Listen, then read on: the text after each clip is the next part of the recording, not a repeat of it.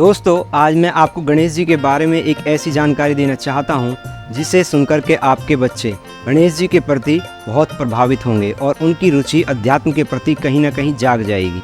तो इसीलिए अगर आप भी चाहते हैं कि आपके बच्चे और आप गणेश जी से प्रभावित हों और गणेश जी के प्रति आपकी रुचि जग जाए, और गणेश जी को क्यों हर एक पूजा में प्रथम पूजा का दर्जा दिया जाता है, अगर आप भी जानना चाहते हैं तो इस वीडियो को बिना स्किप किए हुए पूरा जरूर सुनें, क्योंकि यह जानकारी आपके लिए बहुत खास होने वाली है। और इसमें मैं एक मंत्र बताने वाला हूं जिसका आप जाप करके गणेश जी को बहुत जल्दी प्रसन्न करके अपने सारे विघ्नों का नाश कर सकते हैं। तो बोलिए गणपति बप्पा मोरिया।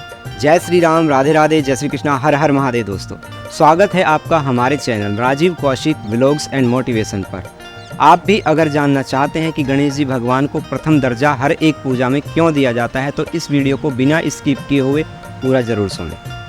गणेश जी भगवान शंकर के छोटे पुत्र हैं और कार्तिकेय भगवान जो हैं वो बड़े पुत्र हैं, परंतु फिर भी गणेश जी का छोटे होने के बाद भी उनको ही प्रथम पूजा का दर्जा क्यों दिया जाता है, कार्तिकेय भगवान को क्यों प्रथम दर्जा नहीं दिया जाता है। और अगर आप पूरे हिंदुस्तान में या विश्व में देखेंगे तो कार्तिकेय भगवान के बहुत कम मंदिर मिलेंगे आपको और गणेश जी भगवान के आपको बहुत ज़्यादा मंदिर मिलेंगे। कारण क्या है? आज हमारे बच्चे केवल और केवल मूर्तियों तक सिमट करके रह गए हैं। ज्ञान ना तो उन्हें कोई अध्यात्म के बारे में देना चाहता है और ना ही बच्चे लेना चाहते हैं, क्योंकि ज़्यादातर बच्चों के लिए और पेरेंट्स के लिए और टीचर्स के लिए अध्यात्म का रास्ता एक बोरिंग रास्ता बन चुका है कि अगर समझाया जाए तो ये कहीं ना कहीं उन्हें बोरिंग लगता है कि बोर है ये। परंतु अगर हम अध्यात्म के रास्ते पर चलें और उनके बारे में जानने की कोशिश करें तो हमारे संस्कार बहुत अच्छे हो जाते हैं, अगर हम उनके बारे में जानना चाहें।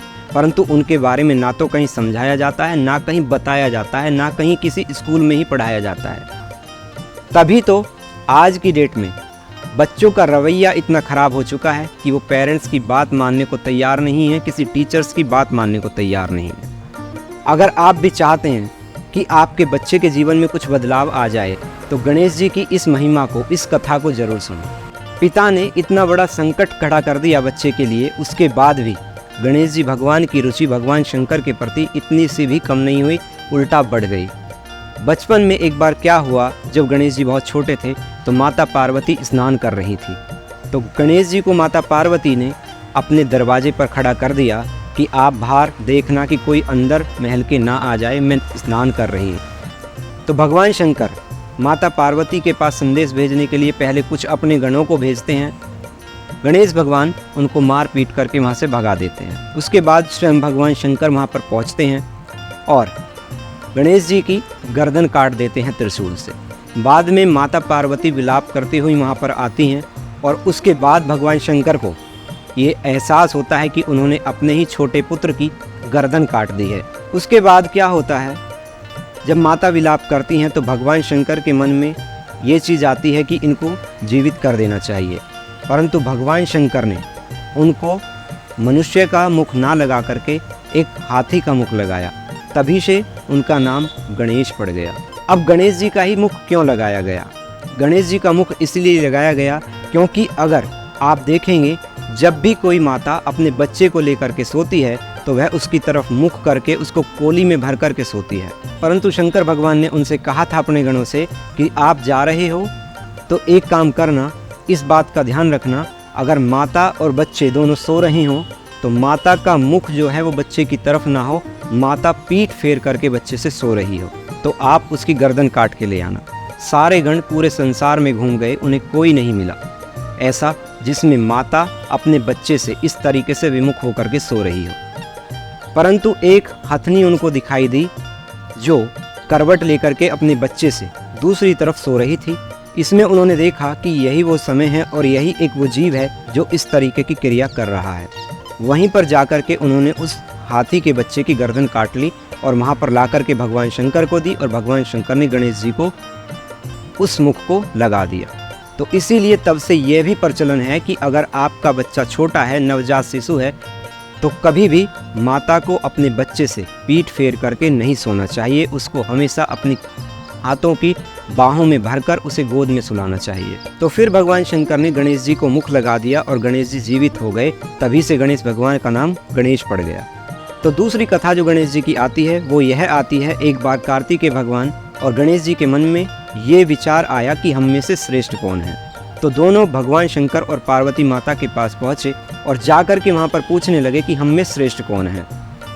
तो भगवान शंकर ने उनके सामने एक शर्त रखी, आपको ब्रह्मांड के 3 चक्कर लगा करके आने हैं और जो सबसे पहले 3 चक्कर लगा करके आ जाएगा वही हमारा श्रेष्ठ पुत्र होगा।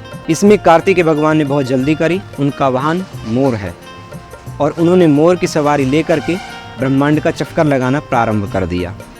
और ब्रह्मांड का चक्कर लगाते लगाते उनको बहुत समय व्यतीत हो गया, परंतु गणेश जी वहीं पर खड़े रहे और गणेश जी ने बिना कुछ भी सोचे विचारे भगवान शंकर और माता पार्वती के 3 चक्कर लगा दिए जहाँ पर वो बैठे हुए थे कैलाश पर्वत पर। भगवान शंकर ने पूछा, आप यह क्या कर रहे हो?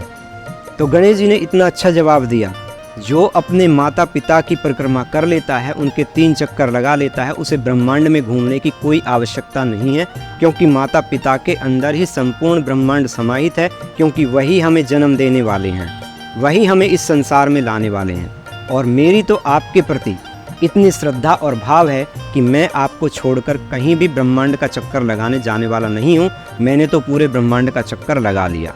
इतने में ही भगवान शंकर और माता पार्वती बहुत प्रसन्न हो गए और उन्होंने उनको वरदान दे दिया कि आज से आप विघ्नहर्ता, सबके कष्ट दूर करने वाले, सिद्धि विनायक यानी सिद्धि के देने वाले और बहुत से कार्य अपने भक्तों के संपूर्ण करने वाले होंगे।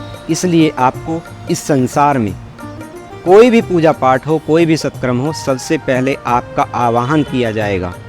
इसीलिए किसी भी पूजा को देखेंगे, किसी भी हवन को देखेंगे और किसी भी ऐसे कर्म को देखेंगे तो सबसे पहले गणेश जी का आवाहन किया जाता है और गणेश जी की ही पूजा होती है सबसे पहले।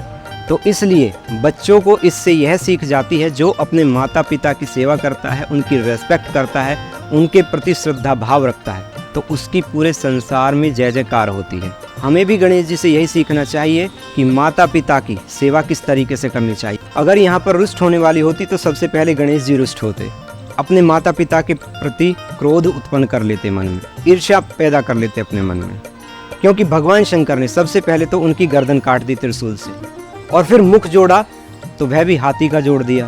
तो उसके बाद भी गणेश जी इतने से भी रत्ती भर भी भगवान शंकर पे ना तो क्रोध हुए और ना उनके मन में कुछ भी अपने पिता के प्रति ऐसा द्वेष भाव आया कि उनके मन में कुछ भी इस तरीके का गलत अपने माता पिता के प्रति आया हो। उसके बाद भी ऐसी इतनी अच्छी सीख दी कि जो अपने माता पिता की 3 परिक्रमा कर लेता है, 3 चक्कर अपने माता पिता के लगा लेता है, वह ब्रह्मांड की परिक्रमा कर लेता है। तो जो अपने माता पिता की सेवा करता है, अपने माता पिता की प्रति श्रद्धा भाव रखता है, वह इस संसार में पूज्य हो जाता है। हमें इस कहानी से, हमें इस कथा से यही सीख मिलती है।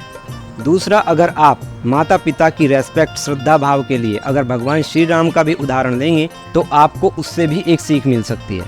अगर आज के समय में बच्चे से ये कह दिया जाए कि बेटा ये कमरा तुम्हारा नहीं है घर में, ये कमरा भाई का है, तो घर में महाभारत हो जाता है। परंतु कहाँ तो भगवान श्री राम का राज तिलक हो रहा था, कहाँ एक ही क्षण में वनवास हो गया 14 वर्ष का। उसके बाद भी मन में इतनी सी भी वृत्सना अपने पिता के प्रति नहीं आई, उसमें भी उन्होंने अच्छाइयाँ ही ढूंढी। देखो, आप करके देखो अपने माता पिता की रेस्पेक्ट, आपको अपने आप इस संसार में सम्मान मिलना प्रारंभ हो जाएगा। तो अगर आप भी आज गणेश जी की पूजा कर रहे हैं तो आपको गणेश जी का ओम गं गणपते नमः का 108 बार उच्चारण करना चाहिए। तो इससे गणेश जी बहुत जल्दी प्रसन्न हो जाते हैं और आपके बच्चों को अच्छी बुद्धि भी प्रदान करते हैं, जिससे उनके संस्कार बहुत अच्छे हो जाते हैं। इस मंत्र के साथ साथ ही आपको गणेश जी भगवान को दुर्वा घास जो होती है वह अर्पित करनी है और लड्डुओं का भोग लगाना है। अगर आप इस तरीके से भगवान गणेश जी की पूजा करेंगे तो आपके ऊपर गणेश जी भगवान बहुत जल्दी प्रसन्न होंगे, क्योंकि भगवान गणेश ही हर एक विघ्न का नाश करने वाले हैं, सारी सिद्धियों को देने वाले हैं और बहुत जल्दी अपने भक्तों के ऊपर प्रसन्न होने वाले हैं। इसलिए आप पूरी श्रद्धा भाव से गणेश जी भगवान का पूजन करें और उनकी जो ये कहानियाँ और कथाएं मैंने आपको बताई हैं उन्हें अपने बच्चों को ज़रूर सिखाएं, ताकि बच्चों में अच्छे संस्कार आ सकें। अगर आपको ये वीडियो अच्छी लगी हो तो ज़्यादा से ज़्यादा लोगों के पास शेयर करें, और अगर आप भी अध्यात्म की यात्रा में हमारे साथ जुड़ना चाहते हैं तो आज ही चैनल को सब्सक्राइब करके हमारे साथ इस यात्रा में जुड़ जाएं। जय श्री राम, राधे राधे, जय श्री कृष्णा, हर हर महादेव, गणपति बप्पा मोरिया।